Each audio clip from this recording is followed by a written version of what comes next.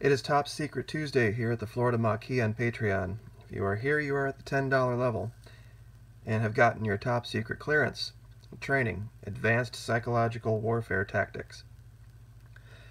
Today I think we're going to do something a little bit different. Yesterday we talked about bias. Last week we talked about cognitive dissonance and the normality bias, things that can trap our own minds. One of the most important things in understanding psychological warfare and psychological operations is our own mind. We all have bias. I have bias. The people that taught me how to do this had bias. It's something that you can never really get around. You can mitigate it, and by understanding it, you can make it less effective. But you have to accept the fact that at some point, your bias is going to probably cloud your judgment. And like I said, I'm as guilty of this as anyone. A lot of what we have covered so far has been something you could have gotten out of a Psych 101 course, and that's a fair critique. I did not know the level to which each of you has been trained prior to this, so starting at the basic level only seemed logical. So what I'm going to do today is we are going to turn psychological operations training into something specific. And we're going to talk about cognitive dissonance in a survival setting. Here, YouTube, the survivalist community, with things that are happening in the world right now, the idea that you might be put in a situation where you are reduced to just day-to-day survival is not something that is out of the realm of possibility, and soon. There might be coming a day when you come over to your computer or turn on your phone or whatever, and there is no internet. We are so used to having that information overload that once it goes away, there's going to be a mental effect to it. What might cause this? A million different things. It won't be relevant. The most relevant thing will be that everything you've learned up until that point is going to have to now become something you operate with and not just think about occasionally. Bunker survival. Whether it's a mental bunker or a physical one, the processes are the same. What's going on outside the walls will become something that takes over your thoughts eventually. See, now, having the bunker prepared, looking at it from the outside in, knowing, using it as kind of a crutch, kind of a safety blanket, security blanket type of thing, knowing that you have all these preps ready and this whatever your level is to go to is a source of comfort. But once you actually get inside it, it's going to be a source of anxiety, and that's something that a lot of people don't get. The biggest war you're going to fight in that situation is going to be inside your mind. It's not going to be food, it's not going to be water, it's not going to be bullets or band-aids. It's going to be inside of your mind. You would be amazed how long you can go without food. You would be amazed at how little water you can get by on if you have to. And when you're in a survival bunker, the biggest problem I think a lot of people are going to face, and no one is going to want to admit it, given the amount of prescription drugs that people are on, that's going to be the big war. If you're a smoker, if you're a drinker, if you have a pill thing, if you have, when you're in a bunker, when you're in a enclosed environment with a survival group and you're around each other all the time, controlling your mind, which controls your behavior, is going to be the biggest war you fight. And some are going to say, well, I'm going to do it by myself. That's a guaranteed way to die. Absolutely guaranteed way to go nuts on your own. Because isolationism, it's a tactic that military intelligence people use to break people. Isolation. Extreme isolation is not something that is ever a long-term survival strategy. And I'm going to use a graphic here in the last 5 minutes to show you how this doesn't work. Let's see if I can get this to pop up here. All right. Now, I made this very simplistic on purpose so that you could take it and apply it to your own specific situation. Now, I think this is pretty clear, but we'll go through it real quick what this is. Here's you, little black dot here. Over here are the things that you have prepared, your security blanket things, your water, your food, your defense, military, weapons, whatever, and your medical. Just chose the colors basically randomly, tried to make it somewhat relevant. This is your security area, whatever you want to call it. You want to call it a house, you want to call it a car, you want to call it a bunker, whatever it is. And out here are your threats. Now I've just put 7 random dots there just to, start the training part of this. When you're in your bunker, when you're in your mental bunker, or whether it's a physical bunker, you know there's going to be threats out there. But you're going to ascribe a certain desire to those threats based on what you think they want from you, or the things that you value.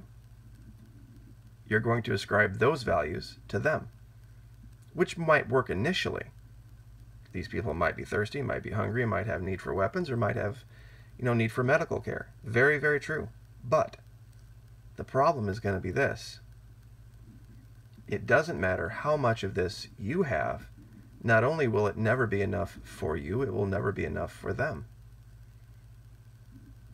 You see, you value it because it's a certain quantity that you know will last you a certain amount of time.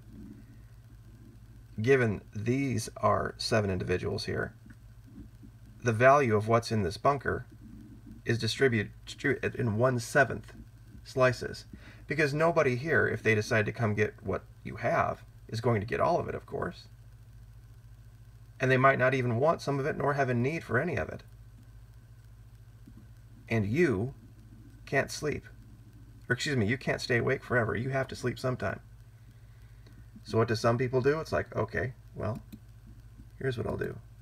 I'll survive in a group. And we can rotate. But remember, each of these people now have their own needs. Each of these people have their own fears.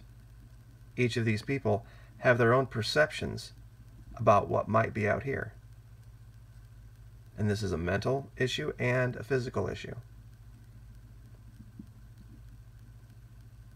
And the longer the situation goes,